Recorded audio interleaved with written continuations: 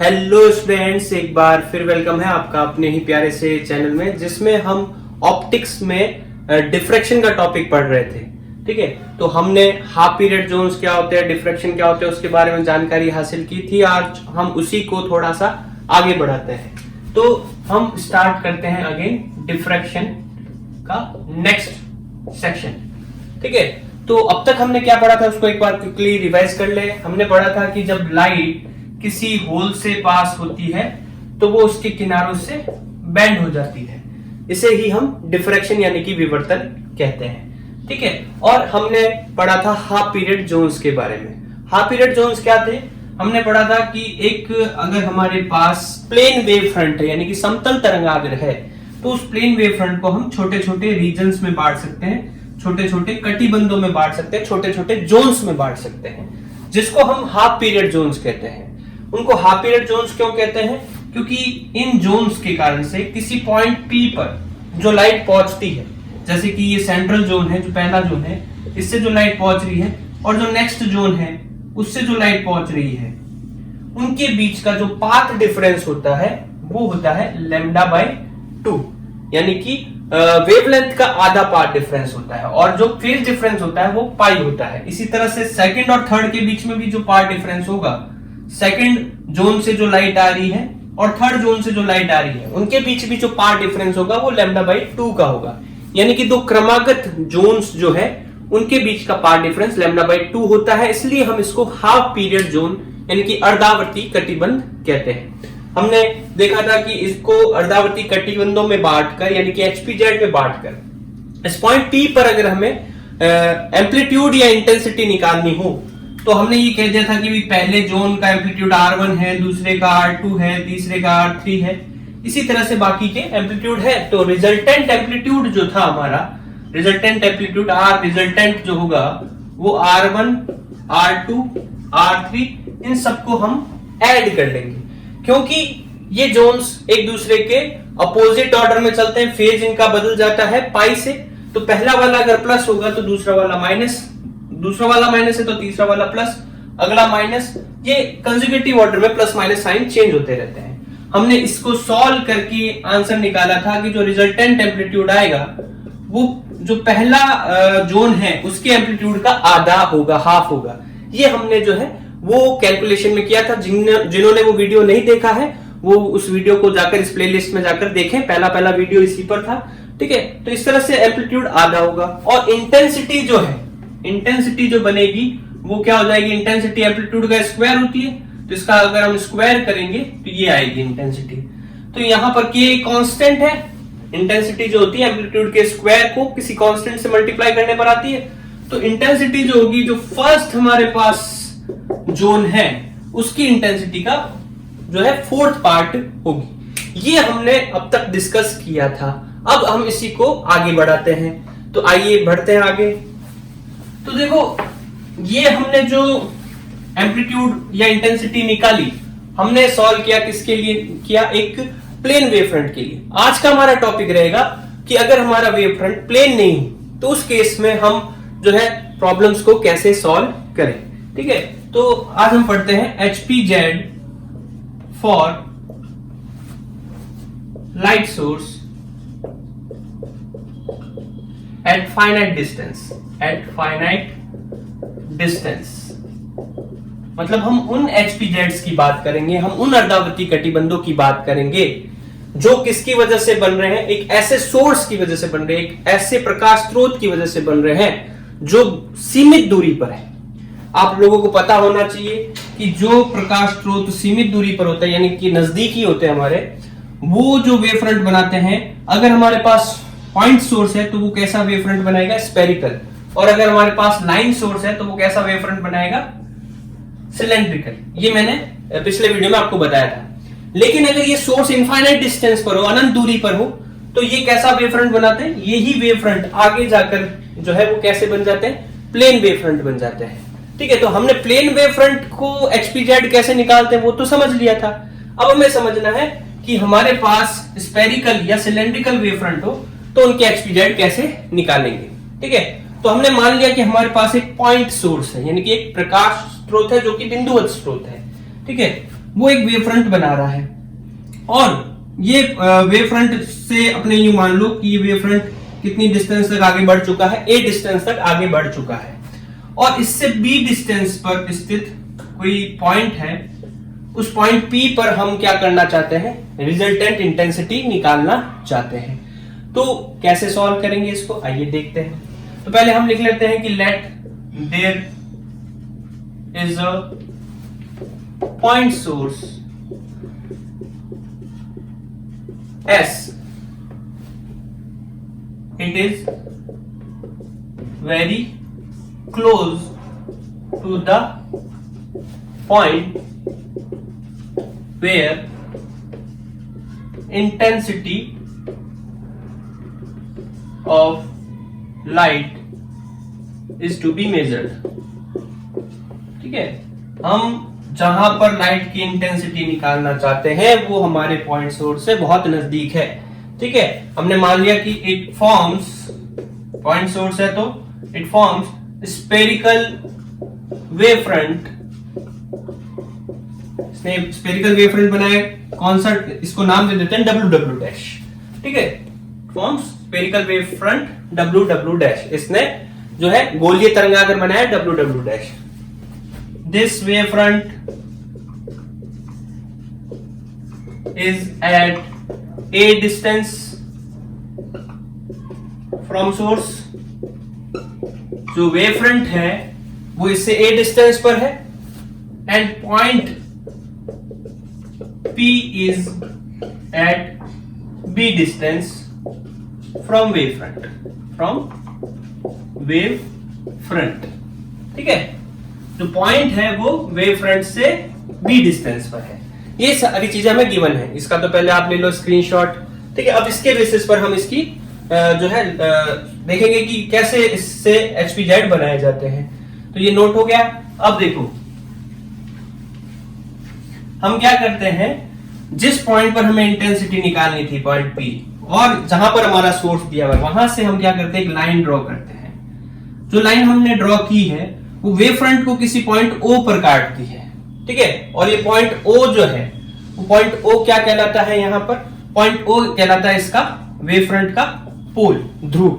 ठीक है, और वहां पर हम क्या करते हैं, वहां से हम एक प्लेन सरफेस मान लेते हैं, अज्यूम कर लेते हैं। मतलब जो पोल हमारा बना उस पोल से हमने क्या किया, एक सरफेस मान ली, एक समतल सतह मान ली, प्लेन सतह मान ली। वो प्लेन सतह ही हमारे HPZ निकालने में हेल्प करेगी। ठीक है, तो हम ये कह सकते हैं कि हमारा एक्चुअल वेव फ्रंट तो डब्ल्यू डैश है, लेकिन हमने एक इमेजिनरी वेव फ्रंट मान लिया जो पॉइंट O से जा रहा है, और इस स्फेरिकल वेव फ्रंट को हमने किस में कन्वर्ट कर लिया, एक प्लेन वेव फ्रंट में कन्वर्ट कर लिया। अब देखो HPZ बनाने के लिए हमें क्या कंडीशन होनी चाहिए। HPZ ये कहता है कि जो दो कंसेक्यूटिव हमारे पास HPZ है उनके बीच का जो पाथ डिफरेंस है वो λ/2 होना चाहिए, वो कंडीशन सेटिस्फाई होनी चाहिए। ठीक है, तो इस प्लेन वेव फ्रंट पर हम कोई एक पॉइंट मान लेते हैं Mn। ठीक है, अब हम कहते हैं कि इस सोर्स से जो लाइट इधर जा रही है Mn पर, और फिर वो इस पॉइंट P तक जा रही है, और एक सोर्स से जो डायरेक्ट लाइट जा रही है P तक। ठीक है, उनके बीच का पाथ डिफरेंस हम कैलकुलेट कर लेते हैं। ठीक है, ये मानते हुए कि ये जो Mn है इस पॉइंट O से, जो हमारा पोल है, इस पोल से कितनी डिस्टेंस पर है, Rn डिस्टेंस पर है। ठीक है, तो let O is the pole of wave front. O हमारा जो है पोल है वेव फ्रंट का, and Mn is a general point, general point on an imaginary plane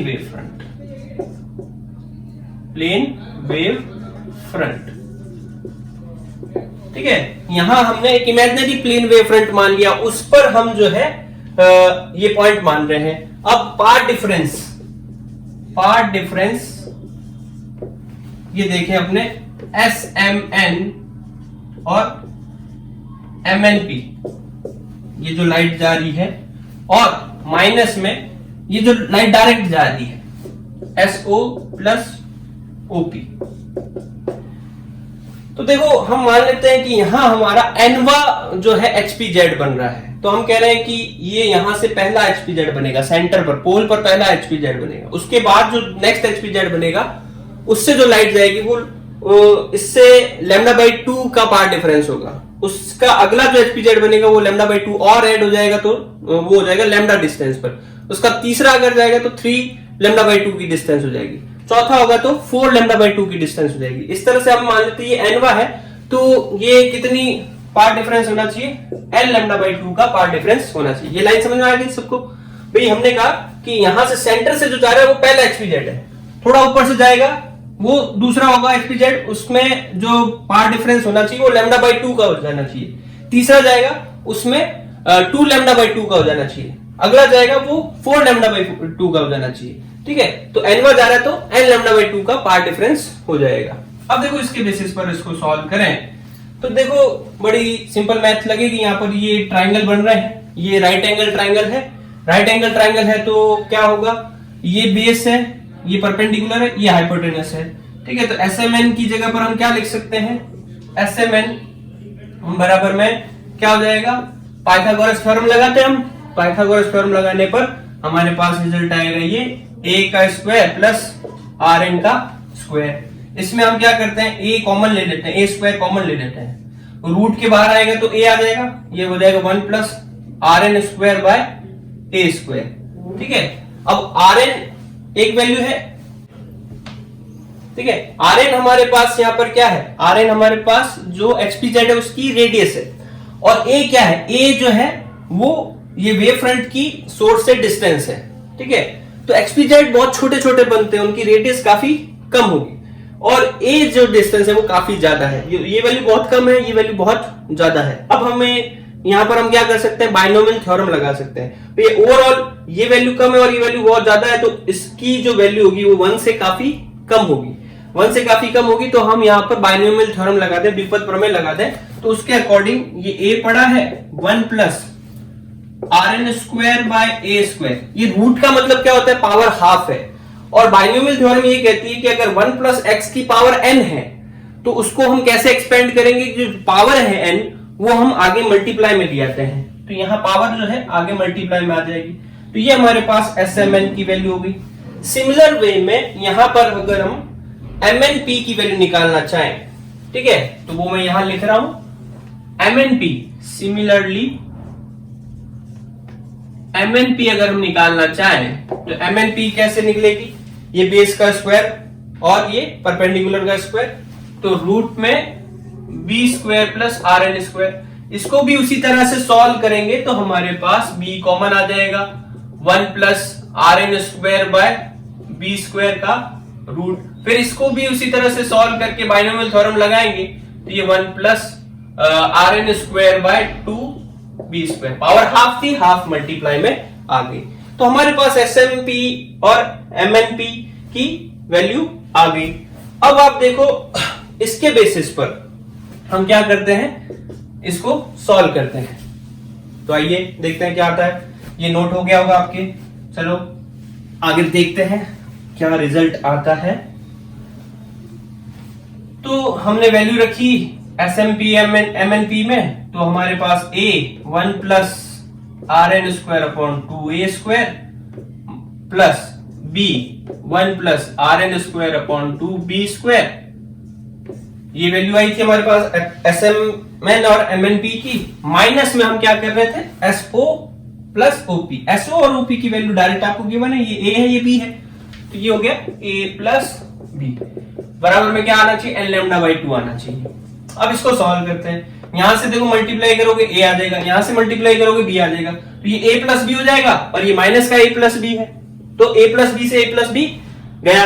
अब हमारे पास क्या बचेगा, यहां से Rn स्क्वायर अपॉन में 2a स्क्वायर को a से मल्टीप्लाई करोगे तो a से ये a की एक पावर जाएगी, ये बच जाएगा Rn स्क्वायर बाय 2a, ये बच जाएगा Rn स्क्वायर बाय 2b, इसको भी b से मल्टीप्लाई करोगे एक पावर गई, बराबर में क्या आ रहा है n λ/2, n λ/2 कर दिया। अब नीचे यहां पर देखो कि इनमें कॉमन क्या आ जाएगा, इनमें कॉमन तो आ जाएगा Rn² कॉमन आ गया, और ये 2 भी कॉमन आ जाएगा, बचेगा क्या 1/a प्लस 1/b बराबर में n λ/2। अब आप देखो कि अपॉन वाला जो 2 है वो कैंसिल हो जाएगा, तो हमारे पास Rn² की वैल्यू आ जाएगी, ये इसका एलसीएम ले लें ab, ऊपर आ जाएगा a प्लस b, तो Rn² की वैल्यू आ जाएगी abn लैम्डा अपॉन में a प्लस b।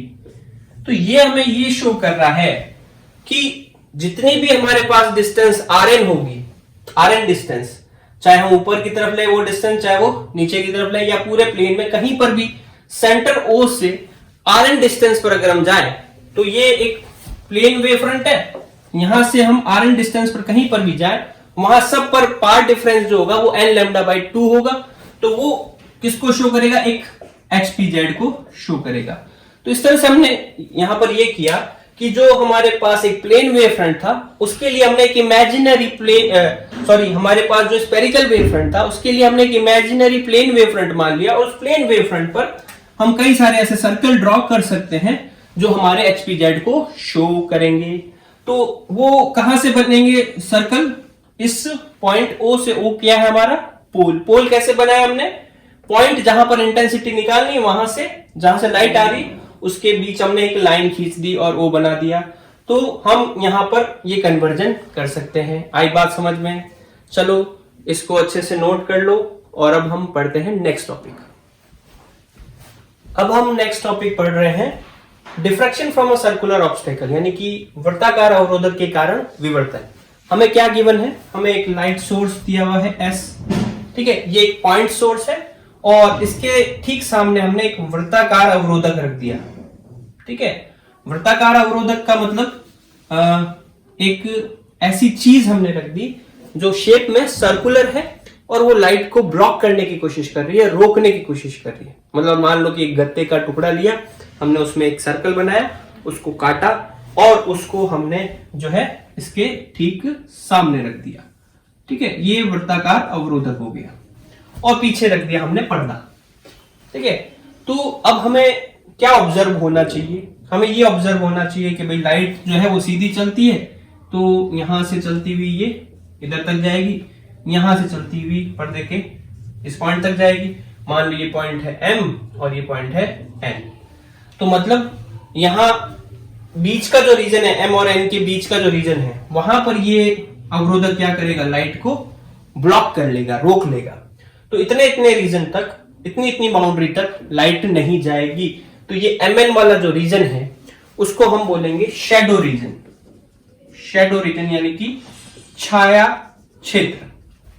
और इसके M के ऊपर जाएं और N के नीचे जाएं, वहां पर लाइट इजीली जा सकती है इस सोर्स से, तो वो जो है वो कहलाएगा लाइट का रीजन, यानी प्रकाश का क्षेत्र, ठीक है। ये नीचे लाइट का रीजन होगा, ऊपर भी लाइट का रीजन होगा, और ये जो बीच वाला रीजन है वो शैडो रीजन कहलाएगा। ये तब होगा जब लाइट सीधी सीधी जाए। अब मान लो इस जो सर्कुलर ऑब्स्टेकल है इसके साइज को हम छोटा करते जाएं, छोटा करते जाएं। कितना छोटा करना है हमें, पिछले वीडियो में मैंने बताया था कि साइज और वेवलेंथ का जो रेशियो है a/λ जो है वो 50 से कम होना चाहिए। a/λ जैसे ही 50 से कम होगा, उस स्थिति में, उस कंडीशन में क्या होगा, इनमें डिफ्रैक्शन शो होने लग जाएगा। और जब हम इसको प्रैक्टिकली करके देखते हैं ऐसा, तो हम क्या ऑब्जर्व करते हैं, ये शैडो रीजन में भी लाइट पहुंच जाती है। यहाँ सेंटर वाले पार्ट में हमें लाइट दिखाई देती है, इस शैडो रीजन के सेंट्रल पार्ट में हमेशा लाइट दिखाई देगी, और उस सेंट्रल पार्ट के इर्द गिर्द चारों तरफ जो है सर्कुलर रिंग्स बन जाएगी, वृत्ताकार छल्ले बन जाएंगे, ठीक है। कुछ इस तरह का पैटर्न दिखाई देगा कि शैडो रीजन में पूरी तरह से अंधेरा नहीं होकर सेंटर में ब्राइट होगा, फिर जो है डार्क रीजन बनेगा, ठीक है, फिर क्या होगा, वापस ब्राइट रीजन बनेगा, फिर डार्क ब्राइट, डार्क ब्राइट, ये ऐसे पैटर्न जो है वो चलता जाएगा, ठीक है। लेकिन ये थोड़ा धुंधला दिखाई देगा शैडो रीजन में। वही अगर हम जो लाइट वाले रीजन में जाएं, तो वहां पर भी ऐसे सर्कुलर रिंग्स दिखाई दे रहेंगी, ठीक है, वृत्ताकार छल्ले दिखाई देंगे, लेकिन उनकी चमक इन छल्लों से थोड़ी सी ज्यादा होगी। ठीक है। तो ये पैटर्न हमें क्यों दिख रहा है, वो डिफ्रैक्शन की वजह से दिख रहा है। तो डिफ्रैक्शन कैसे हो रहा है, आइए इसको समझते हैं। तो हम यहां पर अपनी थ्योरी लेके चलते हैं कि यहां से एक वेव फ्रंट आया और वो वेव फ्रंट क्या है, मान लो डब्ल्यू डैश। ये एस क्या है, एक पॉइंट सोर्स है, तो वो कैसा वेव फ्रंट बनाएगा, वो वेव फ्रंट बनाएगा स्फेरिकल। ठीक है। अब हम यहां पर इसके सेंटर पॉइंट पर कितनी लाइट पहुंच रही है वो हम निकालना चाह रहे हैं। ठीक है। तो जहां पर हम इंटेंसिटी निकालना चाह रहे हैं उस पॉइंट को हमने P मान लिया। ठीक है। तो इंटेंसिटी एट सेंटर पॉइंट वो हम कैलकुलेट करना चाह रहे हैं। इसके पहले की जो भी थ्योरी है वो थ्योरी आपको जो ये डायग्राम है उसके बेसिस पर आपको लिख लेनी है, हिंदी और इंग्लिश दोनों को। कैसे लिखनी है, जो डायग्राम में मैंने बनाया है जिस सीक्वेंस में उसी तरह से आपको थ्योरी लिखनी है। मानना है कि हमारे पास एक लाइट सोर्स एस है और हमें मानना है कि हमारे पास एक सर्कुलर ऑब्स्टेकल है, मतलब एक वर्ताकार अवरोधक है जो लाइट को रोक रहा है। ठीक है। और पीछे की तरफ क्या है, एक पदार्थ है, ये हमें थ्योरी में लिखना है। लाइट अगर सीधी चलती है तो लाइट जो है कि बाउंड्री कहां कहां पर बनेगी, जो सीमा रेखा है जो लाइट की है वो कहां कहां बनेगी, एम और एन। एम और एन के बीच का जो क्षेत्र होगा वो कहलाएगा शैडो रीजन, यानी कि छाया क्षेत्र कहलाएगा। और उसके अलावा जो भी रीजन होगा वो क्या कहलाएगा, प्रकाश क्षेत्र, यानी कि लाइट रीजन कहलाएगा। ये इतनी थ्योरी आपको लिखनी है। अब इसके आगे की हम कैलकुलेशन एनालिसिस जो है वो बोर्ड पर कर रहे हैं। तो यहां पर आप देखो, हमने ये कहा कि पॉइंट P पर हम जो है इंटेंसिटी निकालना चाहते हैं। हम 3 भागों में बांटेंगे। हम पहले जो है इसकी एक्सिस पर इंटेंसिटी निकालेंगे, फिर हम इसके किसी भी अदर पॉइंट पर, एक्सिस के अलावा कोई भी अदर पॉइंट है, कौन से रीजन में, शैडो रीजन में, उस पर इंटेंसिटी निकालेंगे, और फिर हम लाइट रीजन में जो पॉइंट है उस पर इंटेंसिटी निकालेंगे। ठीक है। तो पहले हम आते हैं शैडो रीजन में। तो intensity of light in Shadow reason. Shadow reason में यानी कि छाया क्षेत्र में प्रकाश की तीव्रता, और उसमें भी हम सबसे पहले निकालेंगे एट एक्सियल पॉइंट, मतलब अक्षीय बिंदु पर हम इंटेंसिटी निकालेंगे। तो निकालने का तरीका क्या रहेगा, निकालने का तरीका ये रहेगा, पॉइंट P से सोर्स पर हम एक लाइन ड्रॉ कर देंगे। लाइन ड्रॉ करने पर जो पॉइंट यहां पर O आएगा वो पॉइंट O क्या हो जाएगा, वो पॉइंट O पोल हो जाएगा। ठीक है। और हमने अभी पढ़ा कि उस पॉइंट O पर हम एक इमेजिनरी प्लेन वेव फ्रंट मान सकते हैं। तो हमारा जो स्फेरिकल वेव फ्रंट है वो एक प्लेन वेव फ्रंट में कन्वर्ट हो जाएगा, इमेजिनरी वेव फ्रंट में कन्वर्ट हो गया। ठीक है। ये जो वेव फ्रंट है उस पर कई सारे HPZ बन जाएंगे, सर्कुलर HPZ बन जाएंगे। तो हमारे HPZ भी सर्कुलर है और हमारा ऑब्स्टेकल जो लाइट को रोक रहा है वो भी क्या है, सर्कुलर है। तो हम ये मान के चलते हैं कि इसका साइज एकदम मिनिमम है, इतना छोटा है कि जो हमारे HPZ यहां पर बन रहे हैं प्लेन वेव फ्रंट के, उसमें से ये केवल एक HPZ को ब्लॉक कर रहा है, बाकी HPZ जो है वो एक्सपोज हो रहे हैं, इससे जो है वो रुक नहीं रहे हैं। ठीक है। तो let a line is drawn from point P to S, the intersection point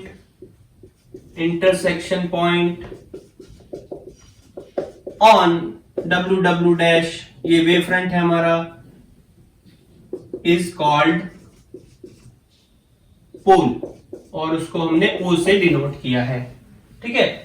और वहां पर हमने क्या किया, एक वेव फ्रंट मान लिया। तो late obstacle blocks one HPZ and let pass the others, मतलब इस ऑब्स्टेकल ने केवल एक HPZ को ही रोका और बाकी को जाने दे रहा है। ठीक है।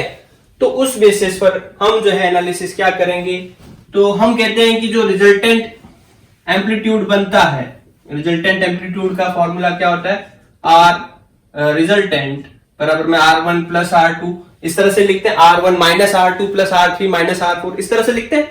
ठीक है। तो हमने कहा कि R1 को तो इसने रोक लिया, तो अब ये जो है इसमें जो एम्पलीट्यूड बनेंगे वो कहां से शुरू होंगे, R2 से शुरू होंगे।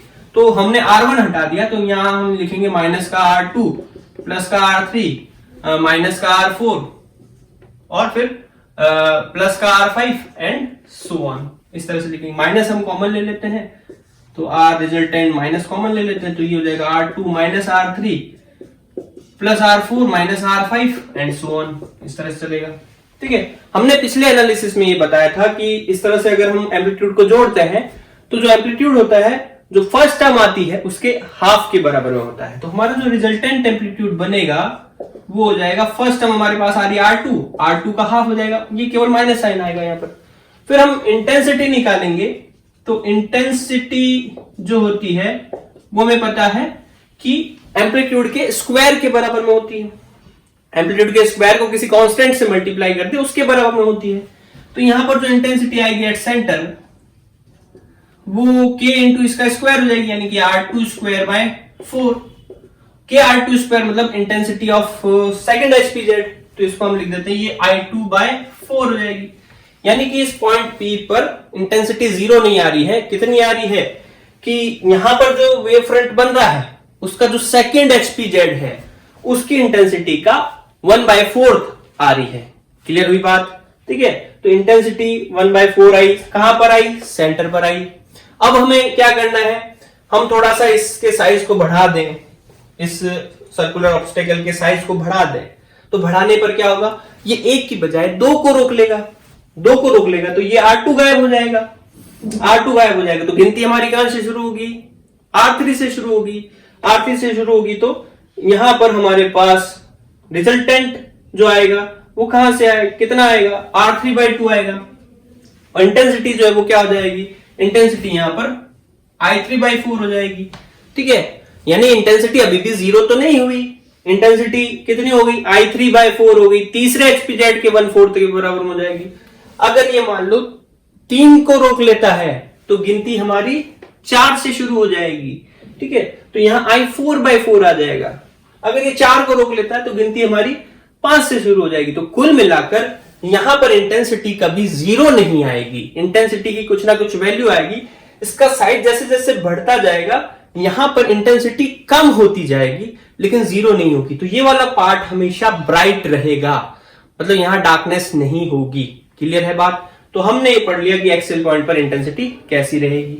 अब हम जो है नेक्स्ट देखते हैं ऐसे पॉइंट नॉन एक्सियल पॉइंट पर, यानी अनाक्षीय बिंदु पर हम जो है इंटेंसिटी देखते हैं। तो सेकंड हम देखते हैं एट नॉन एक्सियल पॉइंट, अनाक्षीय बिंदु पर क्या इंटेंसिटी रहेगी। तो नॉन एक्सियल पॉइंट हम यहां कहीं ले लेते हैं P1, नॉन एक्सियल पॉइंट यहां ले लेते हैं P1। यहां पर हम जो है वो इंटेंसिटी निकालते हैं।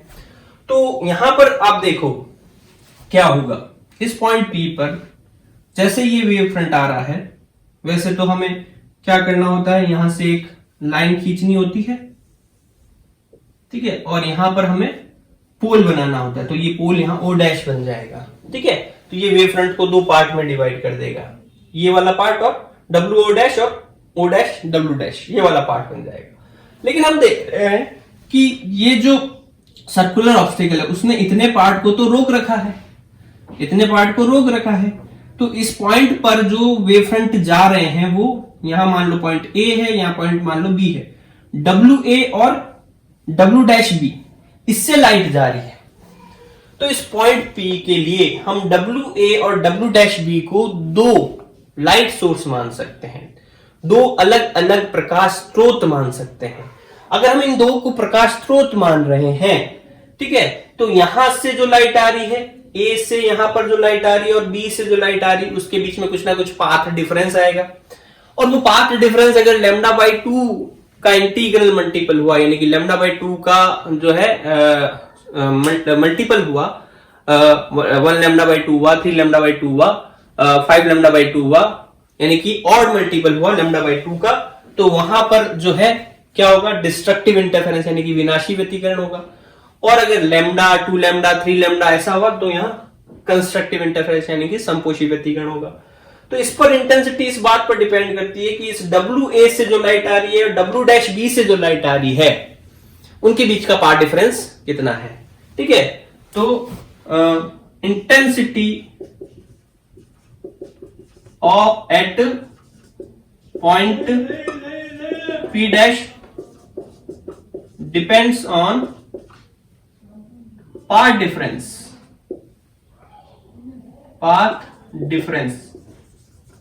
डेल्टा बराबर में, हम इसको ऐसे एक पॉइंट सोर्स मान ले AP1 और BP1, तो इसको ऐसे लिख दे BP1 माइनस AP1, इस पर डिपेंड करेगी। इफ डेल्टा जो है वो क्या आ रहा है 2n माइनस 1 λ/2, यानी λ/2 का ऑड मल्टीपल यानी विषम गुण जा रहा है, तो P1 पर इंटेंसिटी जो है वो 0 हो जाएगी। और अगर ये n लैम्डा आ रहा है तो इंटेंसिटी यहां पर मैक्सिमम हो जाएगी। ठीक है, तो हमें क्या ऑब्जर्व होगा, हमें यहां पर सर्कुलर रिंग्स दिखाई देगी, क्योंकि पॉइंट P1 की जितनी डिस्टेंस पर अगर हम दूसरे पॉइंट भी ले लें तो उनके लिए भी पाथ डिफरेंस सेम ही आएगा। तो यहां एक सर्कुलर पैटर्न बनेगा, तो वो या तो उस पर इंटेंसिटी 0 होगी या उस पर इंटेंसिटी मैक्सिमम होगी। तो यहां पर हमें सर्कुलर रिंग्स दिखाई देगी शैडो रीजन में। क्लियर हुई बात ये। अब अपने जो है नेक्स्ट देखते हैं लाइट वाले रीजन में।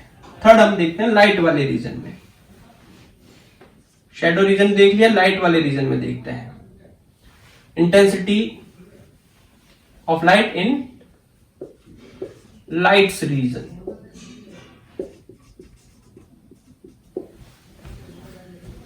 तो लाइट वाला रीजन कहां ले, जैसे ये मैं ऊपर एक बार मिटा देता हूं, ये थोड़ा ऊपर ले लें।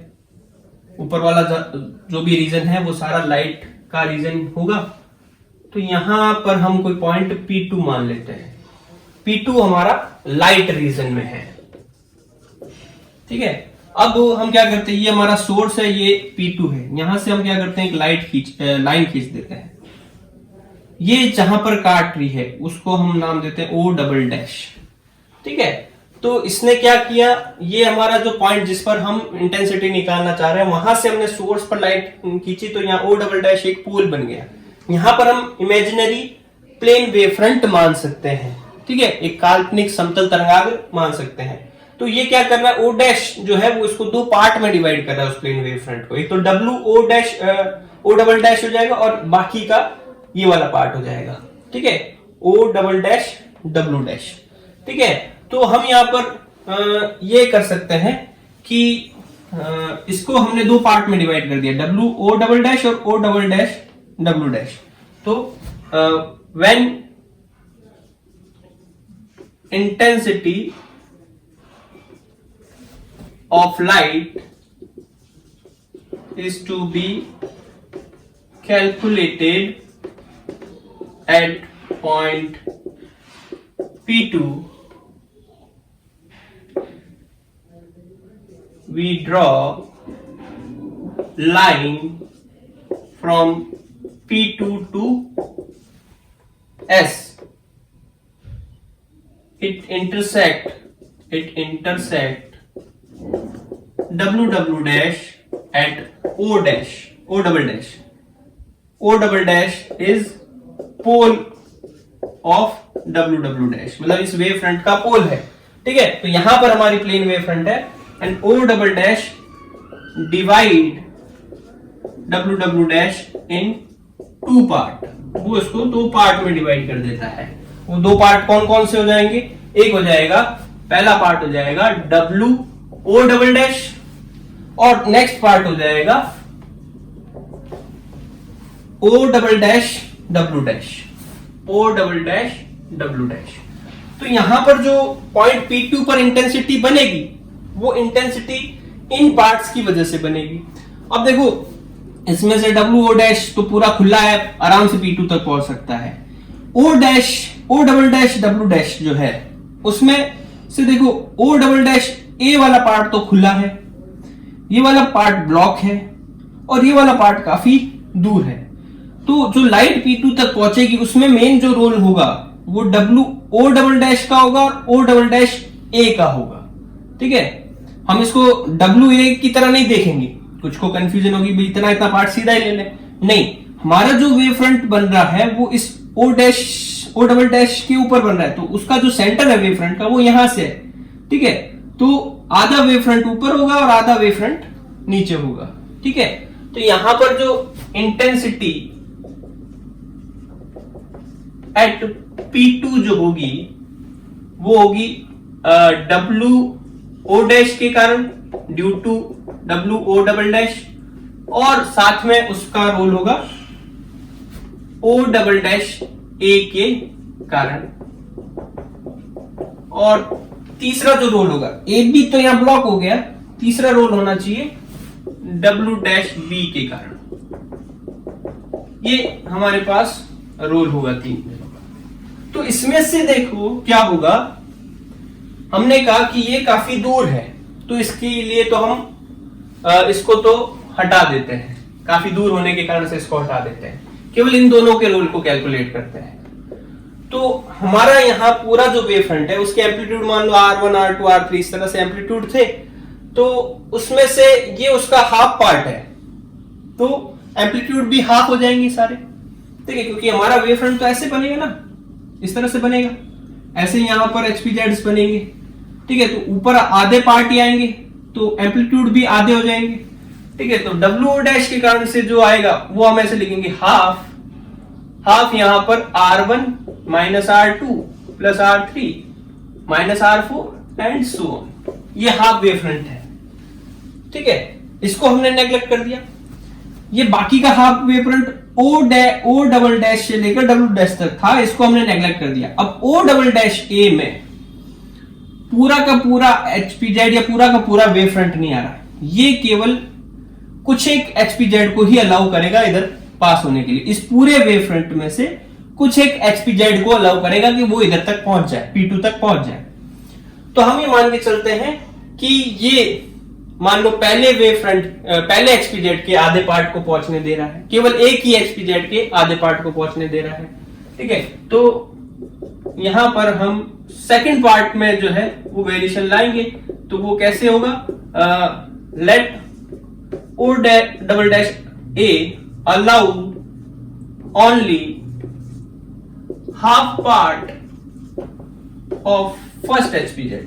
अगर वो फर्स्ट HPZ के केवल हाफ पार्ट को अलाउ कर रहा है, तो HPZ फर्स्ट HPZ का एम्पलीट्यूड कितना है R1, उसका हाफ पार्ट अलाउ कर रहा है तो R1/2।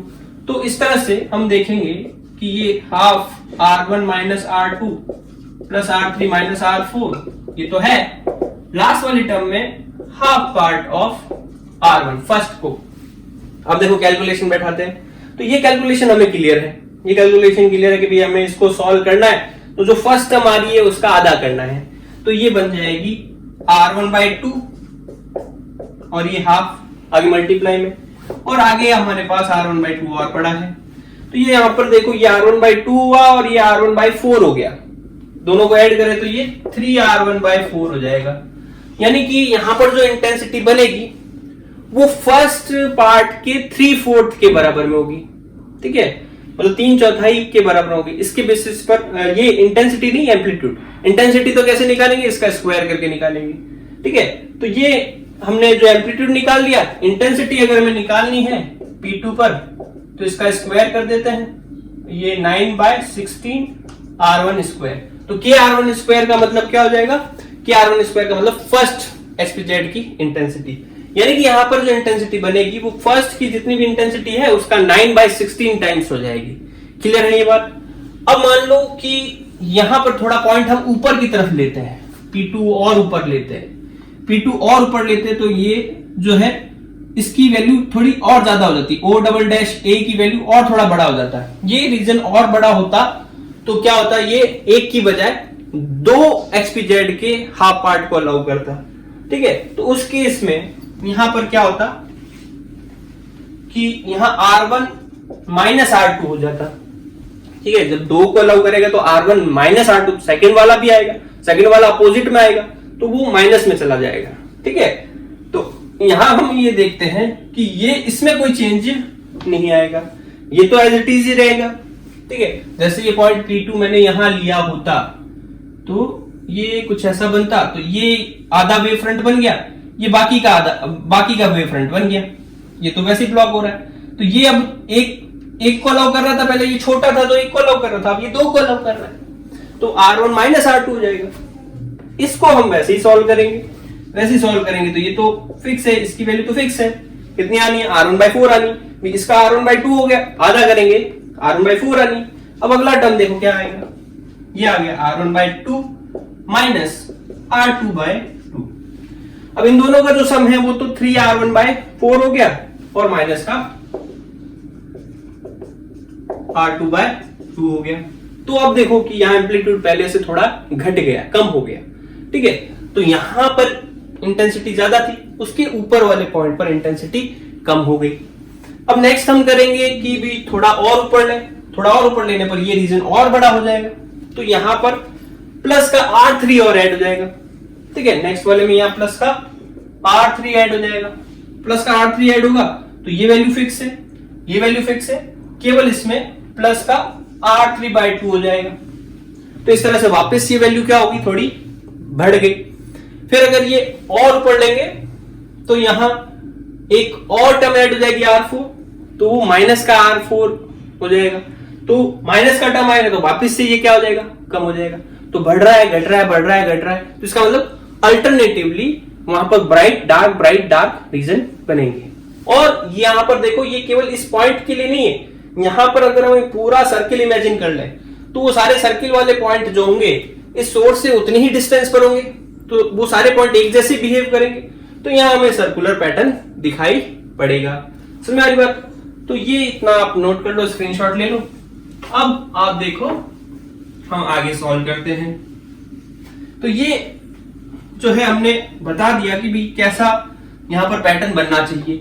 अब इस पैटर्न को हम अगर ग्राफ में रिप्रेजेंट करें तो ग्राफ में कुछ इस तरह से रिप्रेजेंट होगा कि शैडो रीजन के अंदर हमने कहा कि भी सेंटर पर इंटेंसिटी ज्यादा होती है, फिर हम थोड़ा आगे पीछे मूव करें, थोड़ा ऊपर नीचे मूव करें तो इंटेंसिटी कंसेक्यूटिव ऑर्डर में बढ़ती घटती रहती है। तो सेंटर में हमने इंटेंसिटी ज्यादा बना दी, फिर बाद में क्या किया हमने, कम ज्यादा ऐसे कर दिया, कम ज्यादा। ये तो हम शैडो रीजन की बात कर रहे हैं।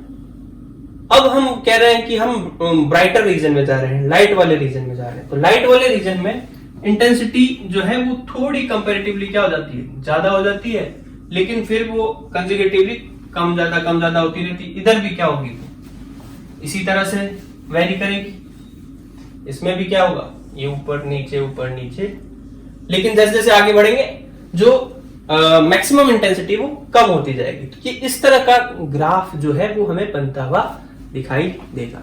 तो ये था हमारा एक सर्कुलर ऑब्स्टेकल के कारण कैसा डिफ्रैक्शन पैटर्न बनता है, वो हमने आज पढ़ा।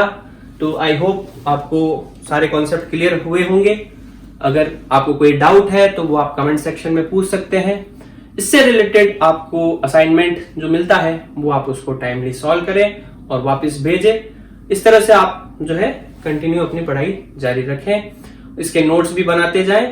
आपका ये कोशिश रखेंगे कि ये कंटिन्यू ही बना रहे, कोई तरह का ब्रेक ना आए, लेकिन किसी कारणों से भी आ जाता है तो उसके लिए आप परेशान ना हो।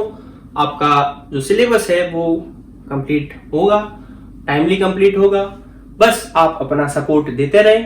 तब तक के लिए आप घर पर रहें, अपना ध्यान रखें और अपने फैमिली वालों का ध्यान रखें। मिलते हैं नेक्स्ट क्लास में।